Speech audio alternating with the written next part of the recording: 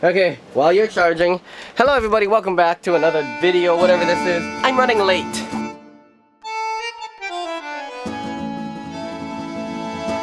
I have a little podcast that I need to go to, and it's happening in half an hour. I don't know if I can get there in half an hour, but I will try. I just need to fit everything in my bag. Okay. Tripod. Need batteries. Take 2 XA20s. You never know if you might need. You know what? Let's take 2. Let's take 4 batteries. I kind of got to use the bathroom too. No, I'll be okay. Camera. I need extra microphone. Bug! Why is there bugs on my... I gotta clean my garage. Do I have it? Yes, I have the adapter. That in here. Handy dandy backup camera just in case. What else do I need? Got this. No.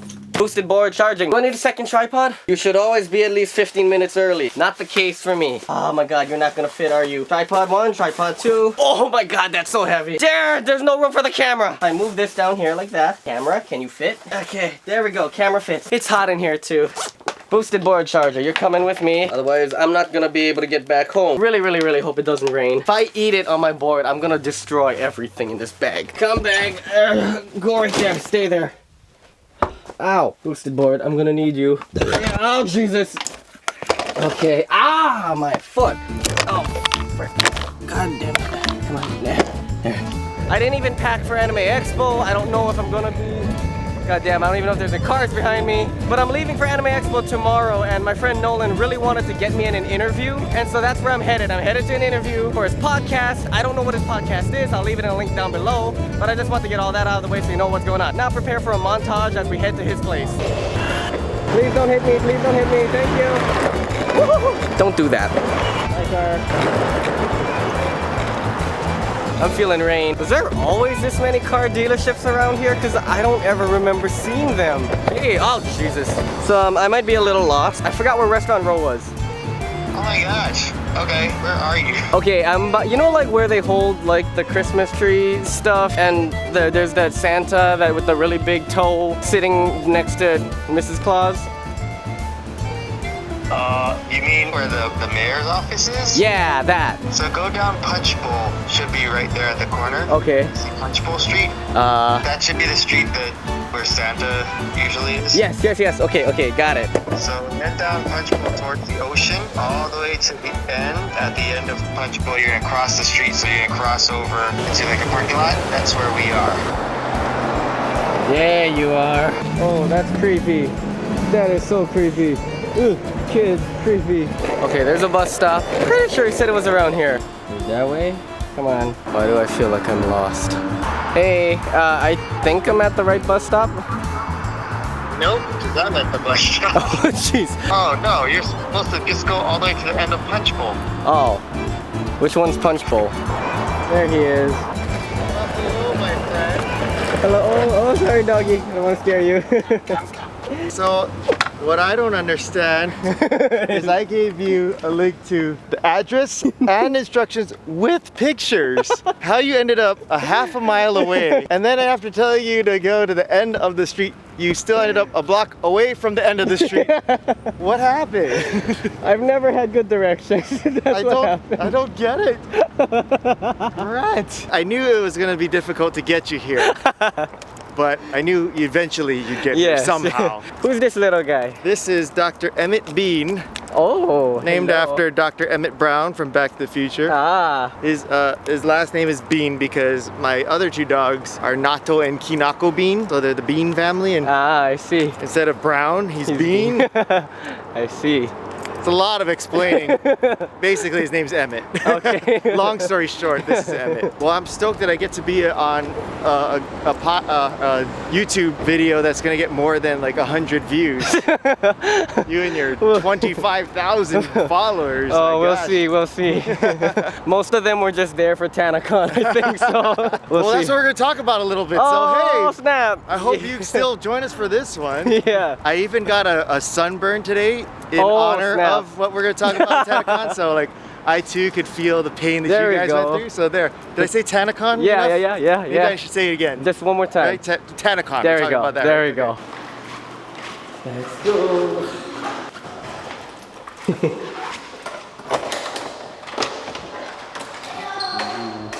Oh, hi. Wow. This place is like a dream kids room. I This is figured you'd cool. appreciate it. I should just make this entire video about your room. Like, this is amazing. What are we gonna be talking about today? Oh, well, we'll figure that out once we actually start talking. Okay. And, okay. Let's just sync up the audio. No, that's exactly what we use as well. Yeah. Okay. Did I sync up your audio too? It is now. We don't have anything to sync it with, but it's synced. Alright, cool. All right. All right. Well, hello and welcome. It's been a long time, old friend. It has. It's been a very long time. So, for those who are not familiar with the Grant Uchida, I figured it would be fun. It would be fun to, give a little background as to how we met. But then, what I really wanted to talk to you about is your journey into YouTube and all that stuff. Because when you first started off, YouTube wasn't as huge as it was, Right. but at the same time, it's still like, that's a pretty daunting task to try to just go into this thing, which is like a worldwide phenomenon and all that stuff. So how did you get interested in YouTube in the first place? Was it that you wanted to get involved because you were a fan of watching videos as well, and you thought, hey, I want to try and do some of my own? Yeah. I mean, for me, I don't really know what it was that got me started with it. I think I honestly, I remember I had done like a little talent show thing. Was this the one for high school? Yes. And you did like acrobatics or something like that? No. That was another thing. Oh god, there's so many things. No, it was when we had a little talent show, and I did. I forgot what it was called, but there was this one guy who would do. It would basically be like sign language, but not really.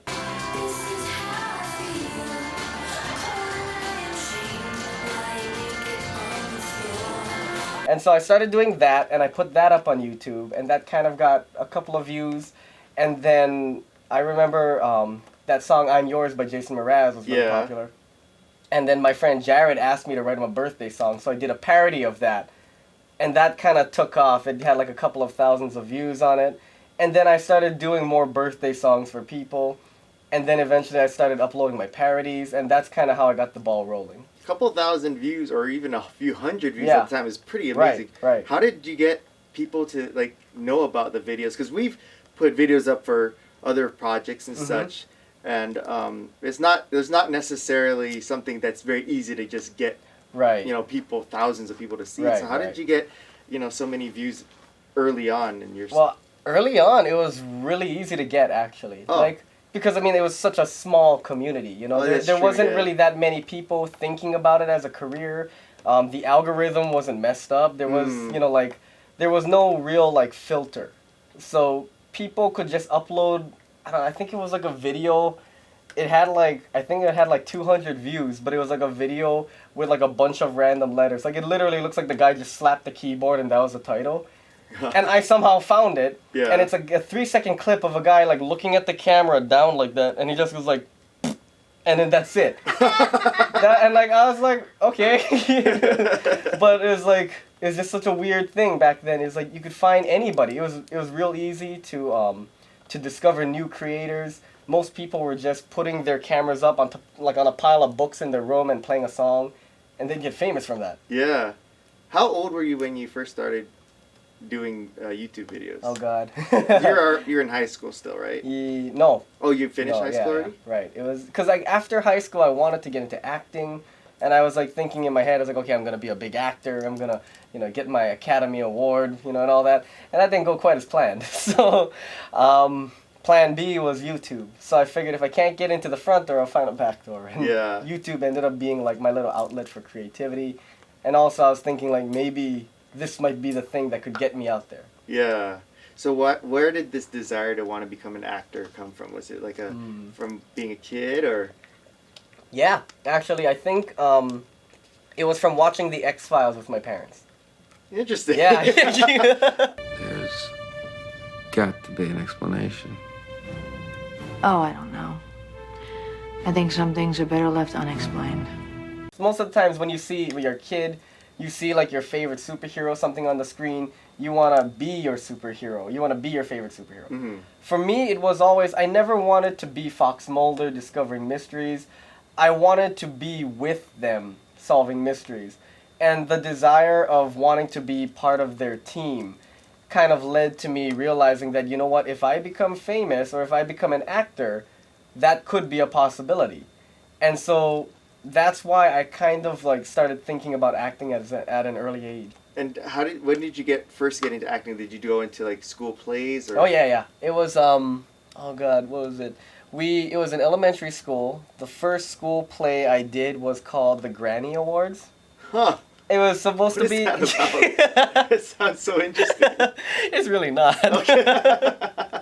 It was a play written by I think our teachers or the moms who like helped out with it. And it was like a play where kids, or not kids, but the fairy tale characters like Jack and the Beanstalk, the Big Bad Wolf, the Three Little Pigs, they were at the awards ceremony and getting their awards for like whatever they did in their nursery rhyme or whatever. And I played the Big Bad Wolf. Oh, okay. I can't see it till this day why I got that wrong. But And was it kind of like the character, the Big Bad Wolf, where you had to be kind of like a bad guy and out there kind of character? I think that the plot of it was I was trying to steal the awards from people. Oh. Yeah. The ending of it was I was trying to steal it because I thought I wasn't going to get my own award. But it turns out that I ended up getting the award for best wolf. Yeah. In all the nursery rhymes where there's a big bad wolf. Yeah. Yeah. So, yeah. There's nothing more to it than that. Do you have siblings or are you? I do. Oh. Not many people know this. This is a big reveal. Ooh, wow. Exclusive. Yes. This is where you add the graphic. Exclusive. Right. Okay, so tell me about that. I'm gonna do that in the video. Oh, I expect it. So yeah, it's older? Younger. Younger? Yeah. Brother or sister? Sister. By how many years? 11. Wow, that's pretty significant. That's a really big age gap. So does that mean that your dads aren't necessarily that close? Or? We're not really that close, no. But I mean, I always try to look out for her. Yeah. I'll always because she has a Facebook, so I'll sometimes like stalk her and make sure that like she's doing okay. That's how you look after your sibling nowadays. Is make sure you stalk her Facebook. Right. As far as her personality. Mm-hmm. Are you guys similar? No, we're completely different. Yeah? Yeah. I think that's how most, like, siblings are. You know, it's like when one's gonna be the really loud, obnoxious, annoying one, me, and then there's the quiet, introvert one that's always in the corner and stuff. So your parents, what did they do? Well, my dad was an entomologist, meaning he studied bugs. No way! Yeah, he actually got an award, I think, for creating the best fruit fly trap. Out of buckets. That's amazing. Yeah. He basically would take different size buckets with different size holes with different types of lures and different colors, and he would just figure out what color, what size hole, and what type of lure would attract the most fruit flies without them leaving before they pass out and die. Gee. At least that's what I think, to the best of my knowledge of what he does. So at your house, was there like bug infestation all the time? No. Because he's always like collecting fruit flies. No, he actually worked in it was a fruit fly lab in Manoa. So what do they do at a fruit fly lab? Like when someone is an entomologist. Entomologist. Whatever it's called. Yeah. When someone's a bug person, like, where do they work? Like, what do they do? Honestly, I remember surprisingly little. I only remember I would see like a bunch of like, I don't know how to explain it. It was like a wooden block with a bunch of bugs on it.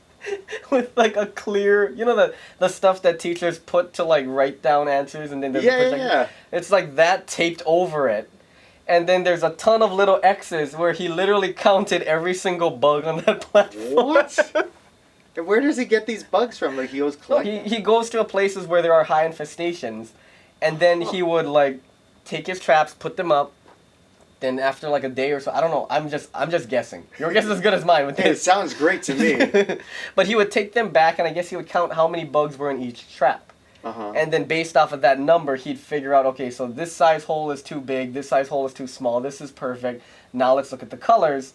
And then so he'd take that same size hole, color like a bunch of them different colors, put them out, figure out which colors the bugs are attracted to, and he'd just repeat.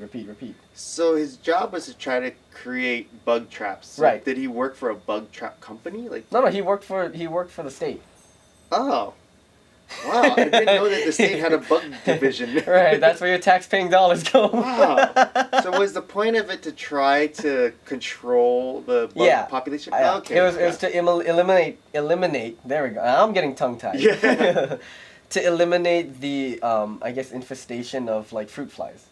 Oh, so specifically you were only with fruit flies. Specifically. Wow. Right. Fascinating. Yeah. And so what did your mom do? My mom worked at a post office with my grandma.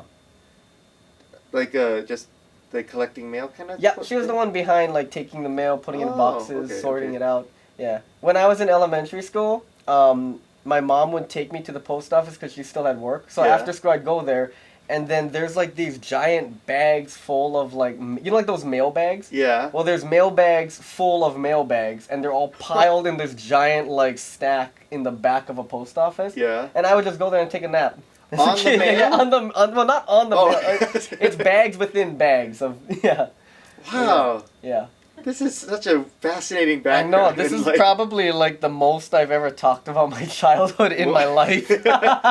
Well, I'm honored that you're allowing us to jump into this. I'm honored to be here. So that's two very interesting backgrounds as far as your parents' backgrounds, which does not make any sense as to why you wanted to be a performer and actor, because that's like seems to be completely opposite end of the spectrum there.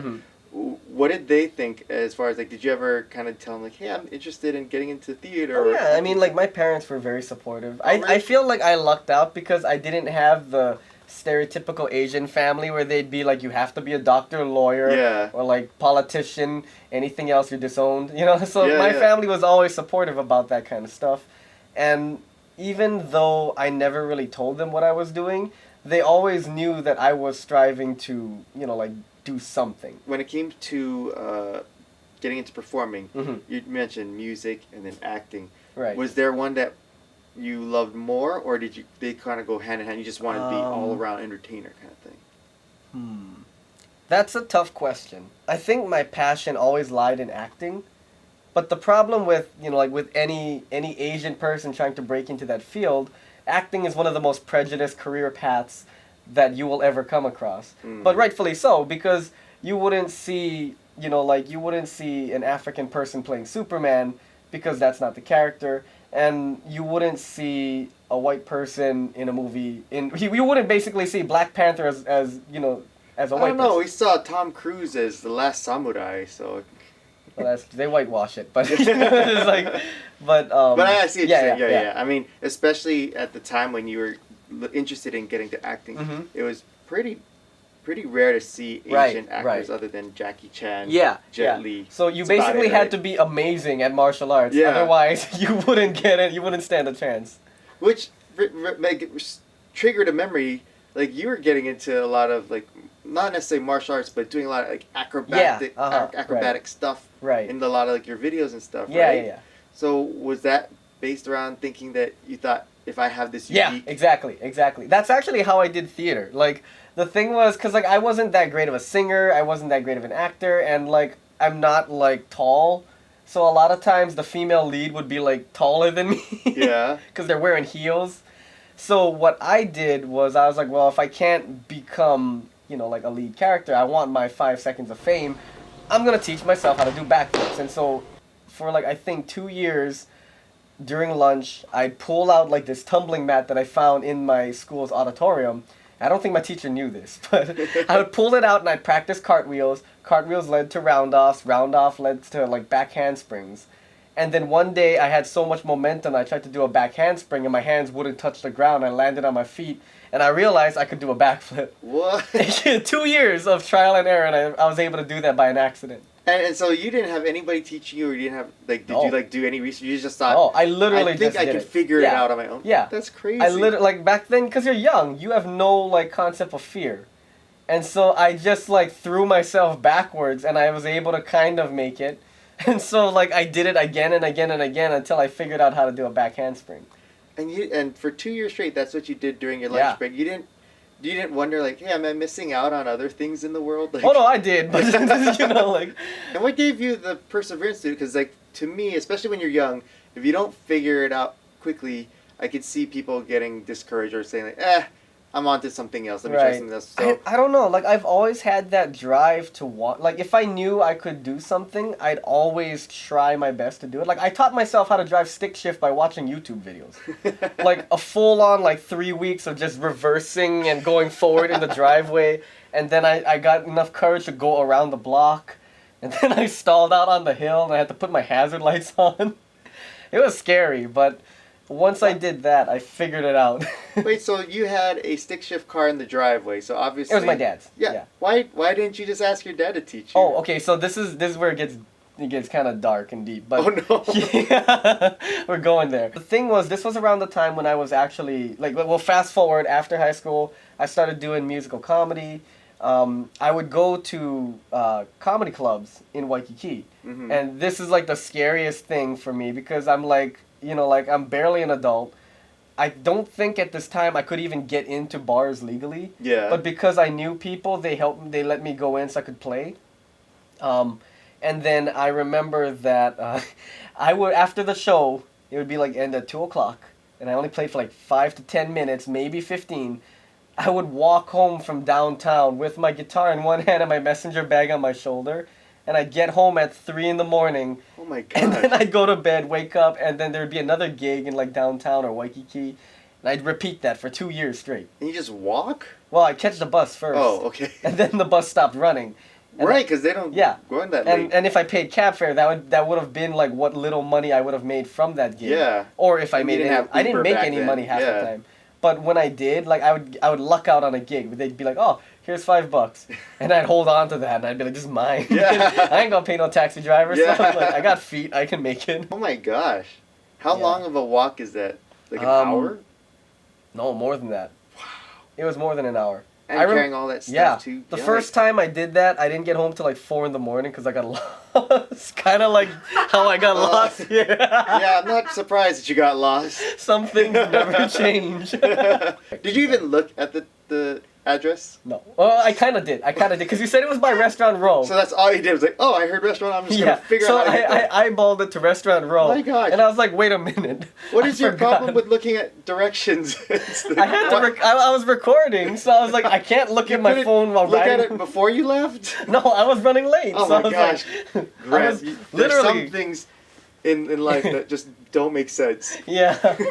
This is one of them. I am one of the things that don't Yeah, make sense. that is true. How I'm not dead yet is beyond me. And that's the other thing. So Grant rode his boosted skateboard, which is an electric skateboard, and as he's coming towards me, as he finally kind of finds his way towards me, because I had to go meet him out in the street, he's got one hand on the remote, which powers the board, and in the other hand, a full-on camera on with a microphone attached to it, so he's got no hands, and he's filming himself riding the skateboard down the street, which I'm like, how have you not dropped this hundreds and hundreds of dollar camera doing this? All those years of gymnastics really paid off. Like everything comes full circle. I yeah, see. because I like last year was one of the craziest years of my life. I was live streaming while like doing that.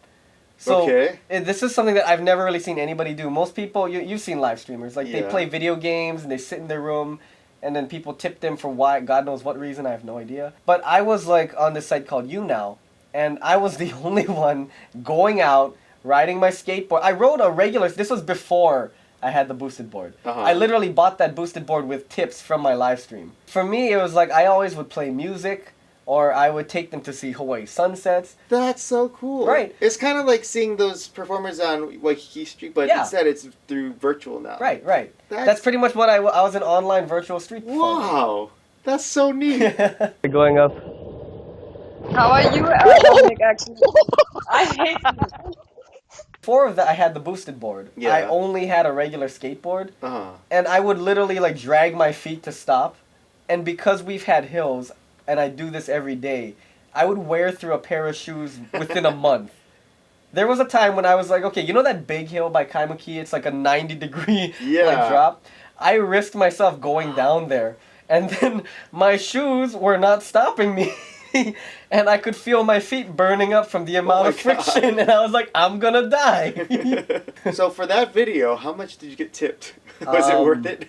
I got tipped like $20 total. Yeah, that's not bad. Not bad. Yeah. But I mean, your shoes cost like 60, so I Yeah. didn't make any profit. Back to why didn't your dad teach you how to drive Okay, stick? so one night before I was about to go on stage, I think it was like a couple hours, I got a call from my mom. Now, prior to this, my dad had to go in for surgery because he had like a torn artery or something like that, and he was Oh. going to get like another valve replacement. During this time, he ended up having a stroke.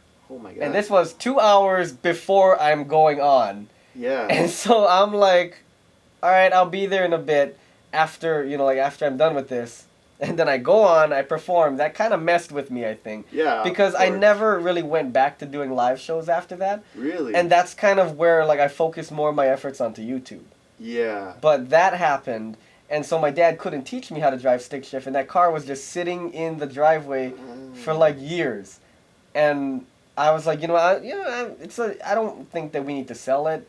It only had like 20,000 miles on it. It was like a 2006. So I decided to take it upon myself to drive it. Now the other thing I have a question is. Okay. When I knew you, Mhm. you didn't have a license. Yeah. So when you're teaching yourself to drive, did you have a license at the time? Yes. Oh, okay. Yeah. So So I you got did- a license. Okay. right. Okay. Yeah. Yeah. Because you can't get a license via YouTube. I know that. Yeah, no. My first driving lesson was my friend told me to get in, and we drove around the entire island.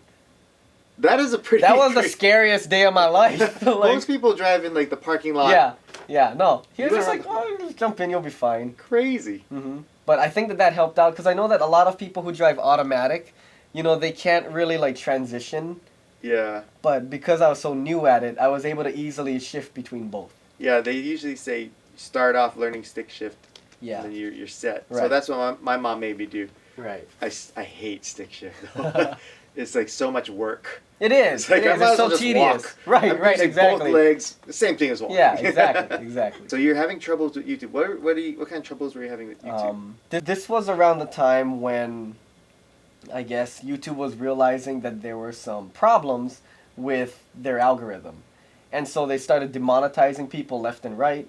And, Jesus, like the whole like Logan Paul thing, if you remember about that. Have you heard about that? All I recognize that name from is when he went to like The Japanese forest? Japan- yeah, yeah. the Suicide Forest? yeah. Right. That was the big hit.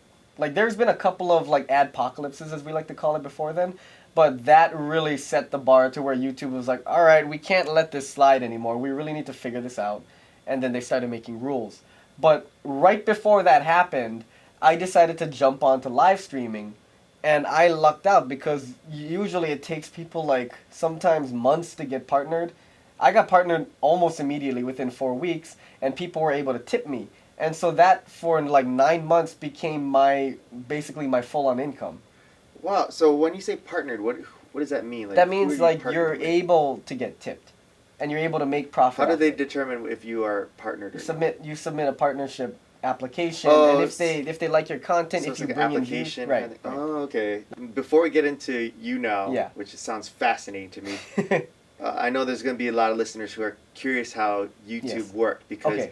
I kind of understand it a little bit, but I'm sure people don't quite understand. They just know that there's a lot of people putting out all kinds of videos out there and they make money off of Right. it. But it's not that simple, right? Mhm. Or is it? It's not, well, it is and it isn't. Okay. I'll break it down for you in the simplest way that I can, because Yeah. it is complex. Basically, the ads you see on YouTube. Mhm. So you have ads on the side, you have ads on the bottom of your video, and then you have the unskippable ads that Mhm. play before or during a video. That's our revenue. Gotcha. So the best thing to think about it is maybe one ad equals a penny. Mm-hmm. So if someone clicks on an ad, that's 1 penny. If someone watches an ad all the way through without skipping it, that's 1 penny. Okay. And then YouTube basically takes a portion of that penny. So we basically get like half of a penny or like 1/3 of a penny. Yeah. And so the way YouTube makes money also is that sponsors like Coke or like Gucci or whatever brand Yeah. will put their ads or will pay YouTube to put ads on videos that relate to their content. Mm. So, for example, if you're making a video about shoes, then Nike would pay to put an ad on your video, Gotcha. and YouTube kind of just automates that. So, Right. Right. So when the adpocalypse hit, a lot of ads backed out. So basically, Logan Paul happened, YouTube panicked, and then the Wall Street Journal thing with PewDiePie. There's so many things that I could go on and on. It doesn't matter. Like, bottom line is, when sponsors back out, YouTube doesn't have money to pay us. Therefore, they start demonetizing videos. And there's been, like, some people who, like, a big YouTuber, I forgot what his name was, but he had, like, almost 200 videos, and, like, 198 of his videos became demonetized. How did they determine? See, that's the thing. That's the hard part about it, is YouTube's algorithm isn't perfect. Yeah. So what they do is they'll take things like kid-friendly ads, put them on there, but anything that has to deal with something like depression or suicide, because of the Logan Paul thing, they automatically took off. And the algorithm cannot figure out whether it's talking about suicide or about preventing it. So videos that are like, oh, don't do suicide, actually get pushed down and demonetized because the algorithm couldn't figure it out. Oh. So that's where like all the confusion came from, and that's what basically brought upon a lot of people getting upset at YouTube. Gotcha. Wow, I had no idea all this was Yeah. going on. Oh yeah, strap in. And so your stuff, like, so you were doing okay with Yeah. getting... I think I only got like one video demonetized. So I lucked out. Like I keep mine as friendly as possible. So I know you were working sometimes like side jobs and stuff, but if you wanted to, could you have survived off of financially off of just the revenue you're making off of YouTube? Oh no, I can't even do that now. Oh, okay. Like there was an article that somebody made, and they basically looked at how much money like the average YouTuber makes who's successful. Yeah. They found out that even the most successful YouTubers are below poverty. Oh. Yeah. If you look at it, I don't think that this is accurate anymore, but if you want to get an idea of how much money somebody makes, it's roughly 100,000 views is about $100, maybe less. Wow. So if you look at it that way, someone who has 1 million views, technically they're not really making that much money. Yeah. You know, and so now a lot of YouTubers are getting smart. They're selling merch. They're getting sponsorships from like Audible. Or they're just like they're finding other partnerships and brand deals to kind of like latch on to an accumulate. Yeah. You know, like, to have an accumulated pool to fund themselves with. That's interesting because I think a lot of people who aren't familiar with it would think, oh, 1 million views, that person. Right, exactly. Yeah. They think like, oh, this person's set for life with his video about sea otters holding hands. You know, it's like, no, you're not. You know, you're not. It goes away after a while. So now we go into, you moved over to Ustream. And right? Yeah, now. Or now. Sorry. Live streaming. We'll just call it live streaming. Yeah. And so, did we get to how it became the craziest year of your life yet, or? Sort of. Okay. So it got to the point where I had actually built up this solid fan base. It wasn't a big one, but they were solid enough that I was able to live stream for 4 hours every day. Oh my gosh. Yeah. What would you stream about? Just like, okay, so what I would do is I would basically make up improv songs based off of the comments that people type in. So, like, people would type in, like, daffodils, flowers, balloons, unicorn, and I'd make up songs based off of what they're saying. And, like, I remember my longest song went on for almost, like, 45 minutes. My gosh. My fingers were literally indented with my guitar strings. Yeah. But it was so much fun that I never wanted to stop. And so sometimes I'd literally spend, like, 5 hours on there, and then I started feeling bad. Because I'm like, I'm taking these people's money, and they could be doing something like reading a book right now, you know, and I started feeling guilty. But you're entertaining them. Right. Which is no no a lot different better. than a actor on television. Right? Exactly. And don't get me wrong, but it seems like you spend more of your time in a virtual world. I do. Than in the real world. Right. How is that for you? Like. Okay, so remember how I said this was one of my best years of my life? Yeah. It was also one of my worst. Oh, no. Because the thing is, it gives you the illusion that you're free. You know, like, oh, I'm able to do whatever I want. I'm able to play my music whenever I want. But ultimately, in hindsight, when you look back at it, because you're live streaming, not everybody can be on at one time. But because you want everybody to see your content, you broadcast at the peak hours in the day or night that most people would be on. Yeah. For me, it was anywhere from 2 to 4 o'clock, because in the mainland, that would be around the time when like people were getting off work. Yeah. So then they'd be able to listen to me while they're driving home. The next time would be at like 1 or 2 in the morning. Oh my gosh. Why then? Because you want to catch people at the UK. Oh. Yeah. Is the So- UK like a kind Oh, of a yeah. hotbed for? I mean, everybody who's on that site will go on at the times that they're comfortable. Yeah. And I've learned that those times were the best for like, like both sides of the world. Yeah. But then because I'd be doing that and I'd be literally like singing for 2 hours and then taking a Yeah. break, then singing for 2 hours more, I lost my falsetto within like the first couple of months. And I never had it back for 9 months until I took a break. You just gave yourself And I got it vocal back, rest. yeah, Wow. yeah. So like instead of being able to go, I'd be like, and then I had a raspy voice. And it added to my music.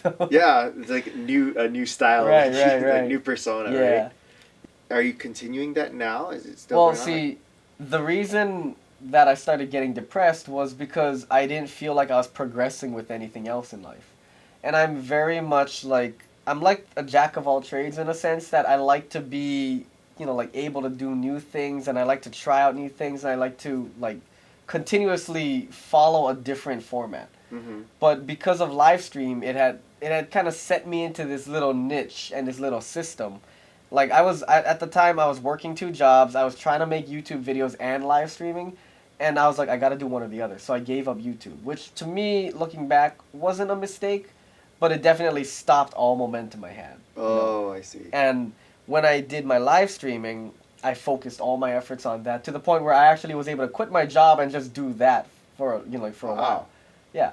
And to me, that was crazy. Like, I was like, oh my God, I'm living the dream. Yeah. Only to find out it was a nightmare because 9 months in, I started feeling like I was getting frustrated a lot more. I was getting, like, irritated, and I couldn't figure out why. And it's because I would be so tired, I wouldn't have any interaction with people. Oh, interesting. You know? When I do my YouTube videos, I always was able to kind of interact with people while making a video. And especially when I do vlogs, it Yeah. gives me a reason to go out and talk to people and I hang out to go on adventures. But literally, in my room all day, either sleeping or live streaming or eating. Yeah. And try that for 9 months. It'll drive anybody insane. That sounds like prison sentence. It was like a creative prison sentence. That's what it felt like to me. And you did all that is it your room or In my garage. in your garage? Yeah, my mom and my dad, I guess when I was younger, they turned their garage into like a screen printing place because my parents had like a little screen printing business, and they had the an most online interesting store. family. Do I? I don't. It's the same for Bugs, me. But screen bugs, printing, yeah, right. mail. Right. So they had a little business called Silver Sword Creations, and then it eventually turned into another. It turned into like us selling local foods to like, the mainland. What? And it was called Crackseed World. Oh my gosh. Yeah. So How did screen printing turn into selling local foods? I don't know. I never asked them. I was just like, all right, this is They happening. must have had good rates though with the shipping, right? I guess. Oh, that's right. That's right. Yeah. That's why they did it. Oh my God, it makes sense now why they were able to do that. We've cracked the code. Oh, Get it? that Cracked mystery is C, solved. Myth cracked busted. The code. Boom. Come on now. Oh, I get it. I You're get it. the I got only it. comedian I around got it. I got it. Anyway, so Yeah. so they turned your garage into kind of like the warehouse, I guess. Yeah, and so I remember that I wanted to get out of my room because I felt like I was too confined in there, and I didn't like being in the same place where, Yeah. so I turned that little garage into my own workspace, and How did your parents feel about that? they were fine. Oh, okay. I guess I don't know. They never said anything. So I just kind of took over because they Yeah. weren't using it. So like, Oh, it wasn't being used anymore? No, Oh, like okay. so this happened years ago when I was like a little kid. Oh, and then okay, they okay, just okay. never did anything. It just became storage. Yeah. So okay, now, gotcha. that's why if you look at my videos, Yes. there's like a bunch of things in the back that's like immensely like messy. Yeah. Half of that is my mom's, and the other half is mine. Mainly the mess is mine. Yeah. Like so. And was it by design as far as that you thought the chaos kind of is representative of your style, yeah. or was it just that you just didn't want to do anything Well, at the back? it's funny because I tried cleaning it up, but then it eventually turned into almost like kind of like my little space that that became it grew into a life of its own. And so I would even do like little skits in there because I would do like what Shane Dawson would do is I'd make skits. Yeah. I called it Sanji Vlogs, and it was about 2 fictional characters, one named Filthy Frank, one named Sanji, and they both came into my garage and in order to pay rent, they would have to make vlogs. That was the premise of the story, and so I would use the mess kind of as like their own inhabitants. Yeah. Where's he?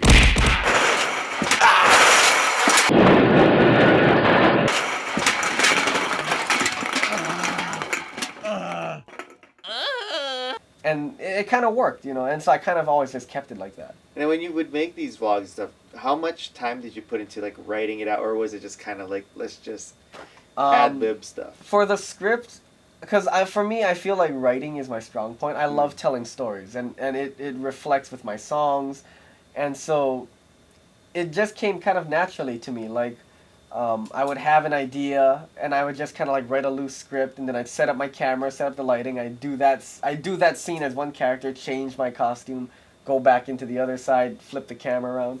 It would take me about maybe like 4 or 5 hours to make one video that's like 3 minutes long. Wow. Yeah. Not very efficient, in my opinion, but that's kind of like how it is, though, really, right? Right. Because when we make our videos and stuff, it's like we shoot all day for like 30 seconds. Exactly. Yeah. You spend 5 hours to make a 3-minute video that nobody cares about. I wouldn't say that, because you've got quite a following. Well, that's debatable. I guess, you know, it's like. You said you got into the depression. Right. So okay. Did you turn that into something that moved on to the next thing? So that's a great segue into Tanacon. Okay. All right. Before so now, so I'll also rely on you to explain the whole Tanacon thing. I will. Before we let you into that, so the reason why I understand about this stuff is because a friend of mine, Nikki Labaros, she was episode, I think, 13 or something. Okay. She posted on Facebook and was just raving about this YouTube scandal and drama and stuff, and just like going off about it and talking about Tanacon. I was like, what is this? And so I looked at it, I watched some of the videos, I was like, this is weird, I don't get it. And then all of a sudden, Shane Dawson put out his video expose, like the truth behind Tanacon, which then there was a link to your video or something as a suggested video. I was like, hey Greg! And, so I watched it, and then I was like, then I got sucked into the whole thing. So I'll turn it over to you. Okay. And this is what I was super into for the past like 4 or 5 days now. So I'm super excited about it. Okay, go on. I can't believe I honestly can't believe that I lived it too. Yeah. Is this weird? I'm still having trouble comprehending it. Yeah. Because to me, I had the best experience of a lifetime. I loved Tanacon. Which is like you're the only person. Right, exactly. I'm the only person out of Tanacon that was like, I can't wait to go back next year. I don't know if there's going to be another one next year. I'll have my own. Yeah. But okay, so starting off with what Tanacon is. We'll start with that. Tanacon is a creation by a girl named Tana Mojo, and she ended up getting kicked out of VidCon. Now, VidCon is like the biggest YouTuber convention in the world. If you go there, everybody has a vlogging camera, and everybody's like talking to their camera like they're insane. Yeah. And some people were even riding on those little penny boards. While I'm like, you're just going 4 feet. Why are you doing that? So VidCon came out about 5 years ago, maybe. Okay. 5-6 years ago. Did you ever go to one of those? No. Oh, okay. No. I've always thought about it. But it's grown to be massive. Right. Okay. Like hundreds of thousands of people just go there. Yeah. I think that this year they had like 30,000 people. Wow. It's crazy. For Tana, and I feel kind of bad for her for this because of her story. Mm-hmm. She was a little girl. Like, she's literally only like 19, 20 right now. Really? Oh, she looks... I thought she was older. I thought so too. Wow. But her birthday was during Tanacon.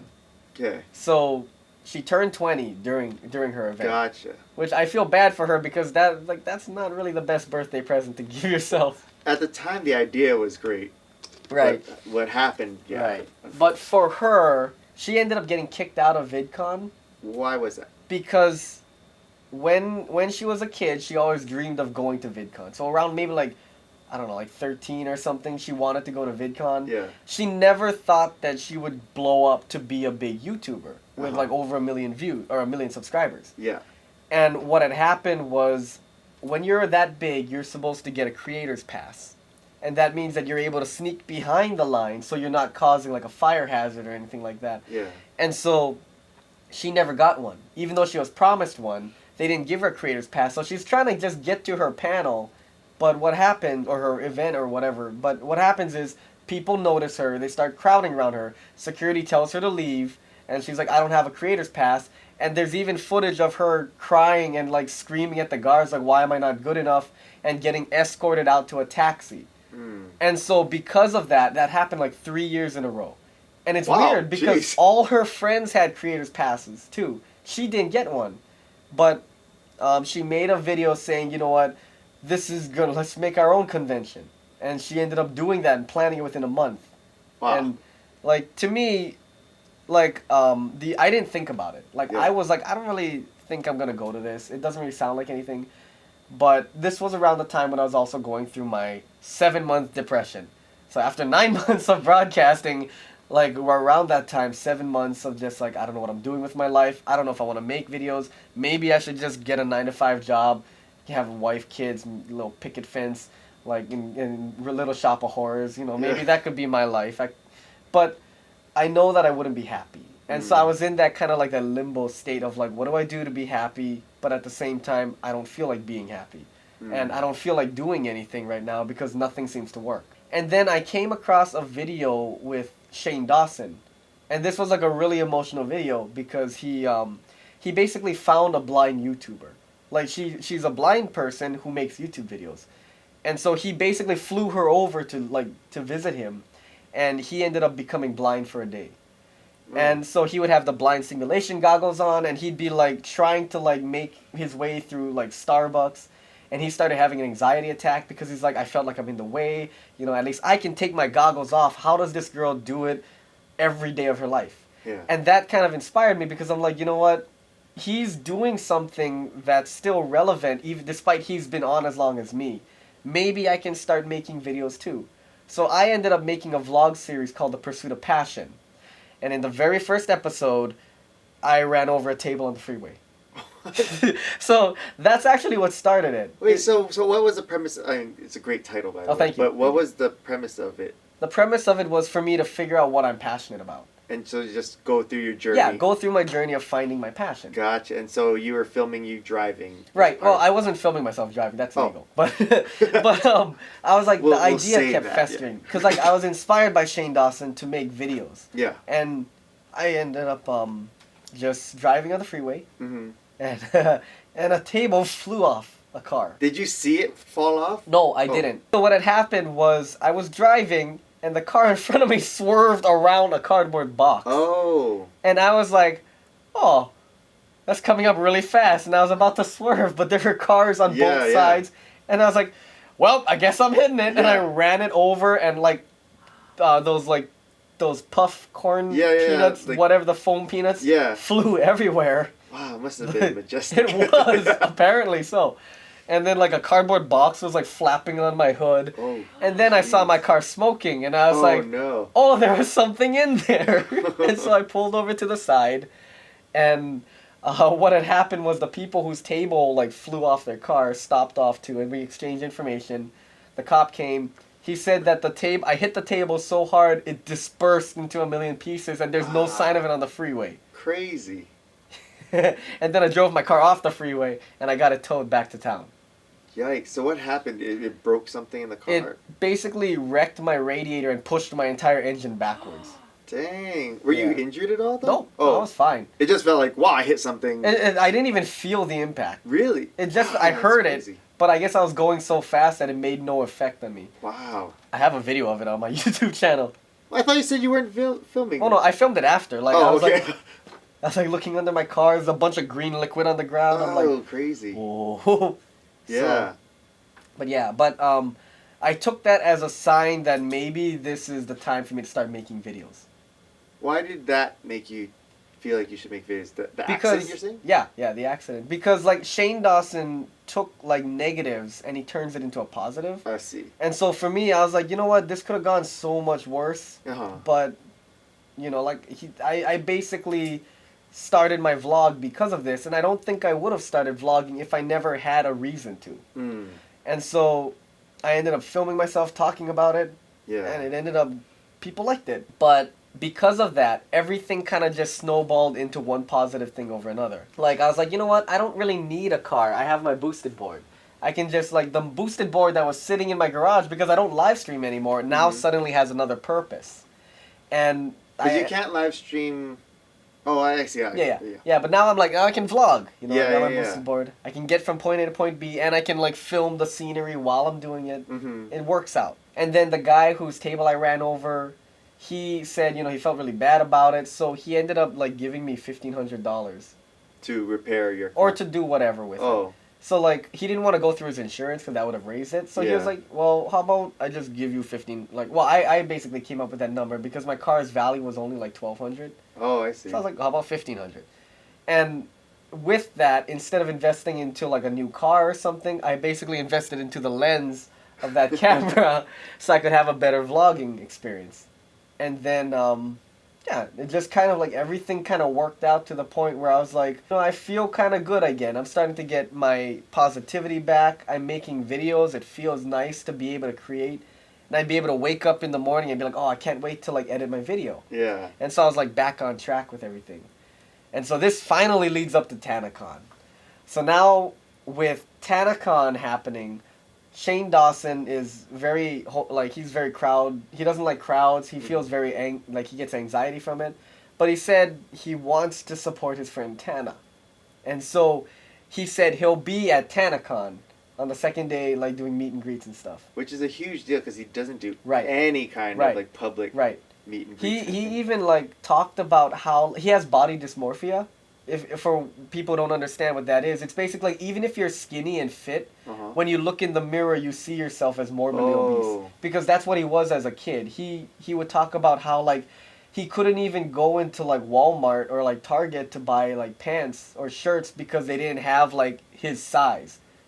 And so he always has that. Even though he lost a lot of weight, he still kind of has that feeling that he's like that. So he's never been in, like, videos like YouTube Rewind, which is like a celebration of all your biggest YouTubers on YouTube coming together to make one video. YouTube Rewind always comes around for some reason when I'm in my, like, I'm fat phase and I don't want to be on camera. Here I am looking at it thinking like, oh, I missed out because I hate myself. That's so crazy that because most people just look at people like think, wow, he's so successful. Right. Doesn't have a care in the world, but to see that they're going through a lot of real stuff. Even like with VidCon, he doesn't go to VidCon. Yeah. He only went the first year to support the event, and he never went again. So he went for Tanacon to basically support Tana. And so I'm like, this is huge. You know, I'm never gonna get this opportunity again. Yeah. And to meet him. Right. Yeah. And on my channel, I basically write songs about people who I feel are special, who I feel impacted me. I'll write them a song. There's not a chance that they'll see it, but the fact that I was able to say, like, you know, maybe they might find this song, and then they'll be like, oh, you know, that's nice. I inspired somebody. Yeah. So in my head, I'm thinking, well, I could pay $2,000 to fly over and meet Shane Dawson, and I'll play him my song, and he'll be like, oh my God, that was great, and I'll make a little video about it, and then that's my little thing that I can take back from the experience. Right. That's all I wanted. You know, like, I didn't care if he gave me a shout out. I didn't care if he was like, oh, let's become best buddies. I'll fly you to my place, we'll make a video. Or I'll come to Hawaii, let's hang out. You know, I didn't care about that. I just wanted to play him a song. That was the whole point of spending $2,000 to go to Tanacon. In your mind, before doing this, how realistic did you think it was that you would get to meet him? Actually, you know what? I thought that it wasn't realistic at all. Right. Because with the fact that Tanacon is probably a really small venue, and everybo's gonna and I only thought about buying the tickets like the day or two before it actually happened.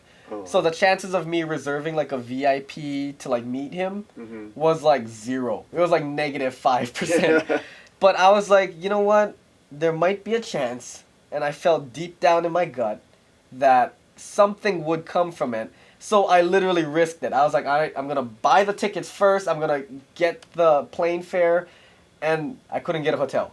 Oh, wow. So I was panicking. I was like, oh, where am I gonna stay? Because VidCon is going on at the same time Tanacon is, and it's like literally blocks away from each other. So the whole area is just it was literally within walking distance. Yeah, yeah. The hotel that Tanacon was being held at was completely sold out. Yeah. The Airbnbs around that area were completely booked. And I found this Motel 6 in Disney, like at the corner of Disney, that was maybe like a 5-minute drive away. Uh-huh. And I was like, well, I've heard bad things about Motel 6s, but you know what are you going to do? Yeah. So, Would make for a great vlog. right. So I ended up like getting this motel, and the person who like got me signed in told me that there wasn't a food place for miles. She said the closest place was a McDonald's a mile down in the opposite direction. I was like, I guess I'm going to drink tap water tonight. Yeah. The other thing that gets lost in this is that you said you put down $2,000. Oh, right. But you really kind of didn't have $2,000, right? No. So this is a huge investment for you. Like, okay, so basically, I had invested my money into my camera equipment. Right. I also had a little bit of debt, and I'm going to have a little more debt because I pre-planned Anime Expo, which is coming up this week. I'm literally flying out tomorrow. Yeah. Another Right, but I had expo. paid for that already. Like, all of the extra money I had put that in okay. for months in advance. And I used my flyer miles because I never found out how to use my flyer miles. So I had like 80,000 flyer miles. So I'm like, whatever, I'm just going to put it on there. So I got the cheapest flight, and I'm like, I'm going to fly out tomorrow using flyer miles. So I didn't spend that much. Yeah, but still, you didn't The have hotel, the money. the ticket, right, Yeah. right. Going into it, so what did you know and expect? Because a lot of people had some preconceived expectations about what was going to happen, and it was not what they expected. So what was your understanding of what you were going to get?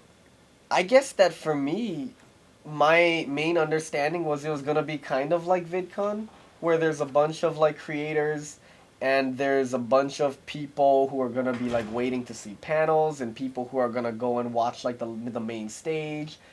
And I was like, all right, there's going to be just like any other convention for me. Because I've been to cosplay conventions. I feel it's the same thing, but instead of cosplayers, there's YouTubers. Yeah. Did you know, like, going into it that it's going to be, like, a long wait to get in? Like, because what happened, right, was, like, they oversold the event and all that stuff. Right. So... Okay, so I didn't know that. Nobody did. The thing is, I read the night before, they said, hey, make sure you get there around 5 or 6 because doors open early. And I was in the morning, 5 or 6? Whoa. So I literally woke up at like, I think it was like 4:30 or 4:50. And then I just caught an Uber down there and I waited in line. And how many people at the time when you got there, which is around like 5 o'clock in the morning? There was like, honestly, the line wasn't that long. So I was like, okay, it's going to be a small convention. I didn't think anything of it. Yeah. But it's just that I didn't take in consideration, a lot of people are riding like an hours into town to go to that event, or they've been staying at a hotel. Because I lucked out to get one that's pretty close, but everybody else was probably like 30 minutes away. What time was it supposed to start? About like doors 10, open I think. Wow. Oh, so you got there like 5 or... Right, which kind of confused me because I know that they said 10 was supposed to be the time. Okay. But I got there and I met these two guys who were absolutely hilarious. And they ended up kind of being my squad throughout the entire like adventure. Like there'd be times where we'd break apart because I went to film something, and then like I'd find them again. And then they just kept coming back and forth. Where were they? But they were big fans of Tana. Mm-hmm. They wanted to see Shane. There's a bunch of other YouTubers there that I've never heard of that they wanted to see. And so they were super pumped. But little did we know we'd be waiting in line for like 4 hours. So that 4 hours from 5 o'clock. Yeah. Which was because you said you were told 10 o'clock is when it started, so you're kind of expecting to wait. We got there at 6. Actually, no, we waited longer than that because they started late. Oh, okay. We didn't get in at 10. We got in at like 11 or something. So when we finally got in there, it was the craziest thing. Like, I was like walking around, I was like, oh, it's kind of small. Well, from what I've been watching and understanding, so the capacity of this venue is 1,000 people, but there were about 5,000 tickets sold. Mm-hmm. And so they oversold this thing by 4,000 people. So for the 1,000 who got in, even then it was just packed in there. But there's 4,000 people out in the sun just baking and not knowing if they're getting in or not, so they're just waiting around. Right, literally. So you were one of the fortunate 1,000 to get in. Right. And the one thing that I feel is not in anybody else's video but mine is the bathroom situation. Okay. So they basically had two lines, one going left, one going right, and you would circle around, right? But after a certain point, you couldn't circle around. You would go in this, like, you'd go up, and on your right was like the big stage where there'd be like Q&As and stuff, and you go a little further, and right when you're about to turn, there's the bathroom. And then once you turn all the way around and start heading back in the way you came, there's like a panel room, and then there's supposed to be like a meet and greet room. But the thing was, after, I guess that they started to realize that once people circled around, they were just kind of hanging out there. So you had to, like, after a while, they said, like, security told you to leave the building once you went around once. So what do we do? We're trying to get in there. In there, so you need to. He won't let us go. Go like this. He won't let us go. Why? He won't let us go. He's saying The guy said that we can't go through here. But you are. The thing was, one of our friends had to use the bathroom. Yeah. And then they're like, you can't go this way. And then we ended up walking backwards, and we're like, hey, can we just cut through this way and use the bathroom? Like, no, you gotta go around. And they're like, no, we said that, but they told us that we can't. And they're like, what? Oh, and my then so I God. was like, wait a minute. So you're telling me, in order to use the bathroom, if you passed it, you have to exit the building, go back in line, wait like 5 hours just to get back in, only to go to the bathroom. That makes no sense. It doesn't. But one of my friends was cracking up, and the other one was stressing out because he was about to pee himself. Yeah. You think it's funny? I kind of don't. The ticket was $70-something. No, thank you. I don't want to sound like evil or anything, but it was just a disaster of the most beautiful kind for me. Because I'm just filming all this, and I'm like, this is great content. Now, the other thing that was a point of contention was the security there. Yeah. So it was said that they were severely understaffed for security. Right. How many... Did you feel like there was much security or enough security there? I could tell that something was off from the very beginning because we were all in line when I got there. Then they told us to relocate around something so they could fix up the gates or like the fences to like filter people in. And then they relocated us back within this weaving way. And I was like, didn't you guys plan on doing this like the night before? And did they do any like security checks or bag checks and stuff? Like, okay, so a lot of people said that they didn't check bags, but they actually checked mine. Like, they did the metal detector thing. Yeah. They opened my bag, looked in it, and then we went in. Okay. But I think that it was after a certain point when there were just hordes and hordes of people, they're just like, we give up. Yeah. Go, you know? Yeah. And then the swag bag. Did you get one of those bags? I did. So Tana had told everyone, like, oh, you're going to get this free bag of Right. stuff that's going to be 4 times the value of what the ticket cost is, right. right? So, and then people were saying that this thing was a piece of junk. Yeah. So what did you think about this swag bag? And what was in it? Okay. I kind of lucked out because I got more stickers than the other two. Wait, just to give a perspective, the ticket cost $65, Yeah. right? Okay, Yeah, so... yeah, $65. I got like 4 sheets of stickers. I got a pink wristband that says Gucci Princess. And I got a Tanacon condom. Condom. Yeah. Condom. I was like, you know what? The joke on that, worth it. That's worth $65. That's worth $2,000 much. So it literally was just that. Yeah. Wow. Right. And then the bag itself was like it was one of those those Drawstring? biodegradable bags that are drawstring things, but it felt like it would tear. wow, it was like super thin. Right. Wow. Right. And then I'll tell you the story later on, but the condoms weren't that great either. I don't know if I want to know how you there was found that okay, out. so we'll jump around a bit. Yeah, let's jump because I can't let this story go. So after the whole disaster, Yeah. right, it got shut down. I actually see, and this is the beautiful thing about it because I met so many amazing people through this. Yeah. That that experience alone to me was worth it. Mm-hmm. You know, I was able to meet this mom who ended up hearing my story about me not having water, and she's like, no, let's go to Target, I'll buy you water. And I was like, really? Okay. So we go to Target,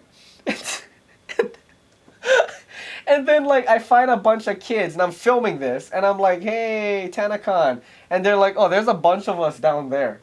And I was like, what? Yeah, they're sitting in the lawn area. And I was like, TargetCon! So like I end up walking there. There's a giant group of kids just sitting on like the patio furniture just talking. Oh my gosh. And I'm like, is this the after party? And they're like, At yeah. Target, yeah. And then and so I ended up just like talking with the kids, interviewing them, getting their story. Apparently what had happened was the entire hotel had shut down and all of the kids were kicked out. Everybody was kicked out. Oh wow. So you can actually watch that video and hear the stories of like kids saying like they were punched, they were like jammed in like 30 to a room. Otherwise they would have been like kicked out by security and all that. But then a lot of the kids that I interviewed there said that they had the most fun just sitting around talking with each other. No, because honestly, like this has been such a like community experience. Like I feel like we're all closer together now. What was the question? I forgot. Well, the thing that I never got was how did you know that the condom was no good? Oh, right. The Tanacon. Right.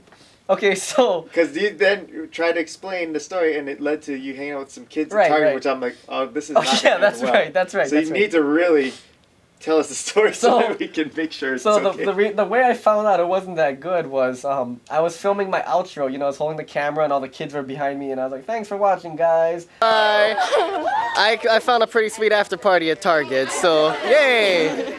Da-da-da-da-da. And I hear a loud pop. So... I realized the kids blew it up like a balloon.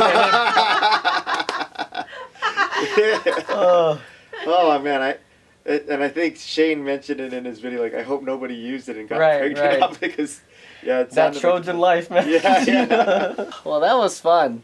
That was really fun. I was also not sure how much fun you'd have doing because I'm like, Oh, you've been no. interviewed by tons of people. You do this for a living as far as like talking about things. Right. So it's really cool that you actually got something good out of it. Yeah, no. I enjoy like I wish that I could find more like places to do like podcasts or interviews because I feel like everybody has a story and everybody has a message that they want to share. But the problem is that nobody's listening because everybody's too busy with their own life. Mm-hmm. So when you have a megaphone, like example would be Tanacon, that was a huge megaphone for me. You just basically make sure you get your story out there, and once you do, people will listen, you know? And it's all about just getting that first initial like voice to be like, hey, pay attention to me. This is what I have to say. And then that's when the good people will flock to you. But yeah. Well, pay attention. Listen to us. At least this podcast. Yeah. Oh yeah, give a shout out. What's your podcast? So it's Hanging Out with Nolan Hong. So it's super easy. And as you can tell, Nice. I'm Nolan Hong. So yeah, you can Nice. find it on iTunes, Stitcher, all the different Google Play, and then or you can go to the website, which is nolanhong.com. And then the podcast is on Oh, there. nice. Yeah. You have your own website. All But right. yeah, thanks, man. Thank you very much. I'll try to condense this down into like a reasonable amount of time. Yeah. All right, well, be safe on your ride back home. No guarantees, Yeah. but it will be. You can stop recording now. All right. Okay. All right. Thanks, guys, for watching.